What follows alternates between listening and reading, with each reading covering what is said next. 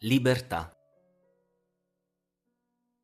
La parola più bella e più magica, in suo nome una lista tragica, buoni e cattivi nella sua fede, e tanta gloria in chi in essa vede. Rinascita e giustizia, un mondo meno triste, tradire il suo spirito, la sua ideologia, antichi e contemporanei, la stessa utopia.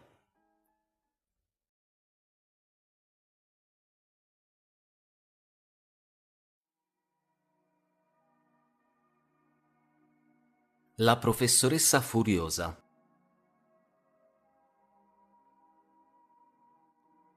La Giovanna perde il lume della ragione nel pieno della mattina. Agitando la penna spiegava l'economia, ma di colpo si adombrò, un'epilessia.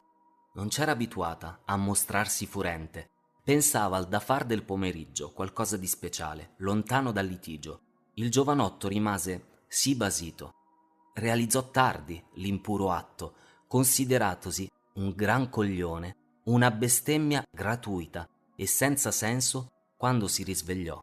Forse era tardi, le urla eran forti ed erano di Giovanna. La voce la usa sol per dir parole dolci, ma era proprio lei. E qui nessuno si inganna. Chissà cos'è successo, si domandavan tutti. Tutto sembrava sereno, ma evidentemente, da quella stanza, il senso del furioso evento. Ma è una santa donna. No, di certo non è lei.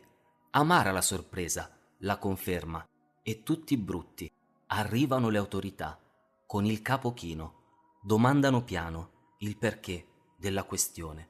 Non trova le parole. L'ira fa da freno.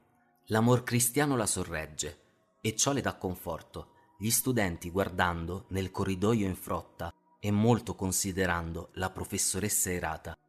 Orsù, cara signora, si rassereni. Non sono queste le virtù, ma i versi nobili che scrive. Poi, tornata la calma, se ne pentì e si chiuse in se stessa. E molto patì. Perché esiste il male a questo mondo? Un mistero irrisolto. E tutti a porsi la domanda, la sera prima, di iniziare i sogni. E la frustrazione che la prende e la fa ammalare non si capacita del male e per questo soffre. Il giorno più bello forse lo ha già vissuto, al sol ricordo è pervasa da infinita gioia, ma poi il presente, tristezza e noia.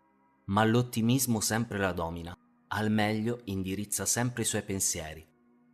Piccolo uomo, che non sai quello che dici, a quell'età son tanti gli errori che arricchiscono, e prima o poi anche per te arriverà il momento della maturità, e allora ritroverai la tua essenza e la trasmetterai ai tuoi figliuoli, giurando e spergiurando sul giusto delle cose.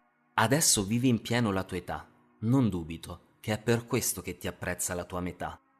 A te che hai sbagliato un futuro di cose meravigliose.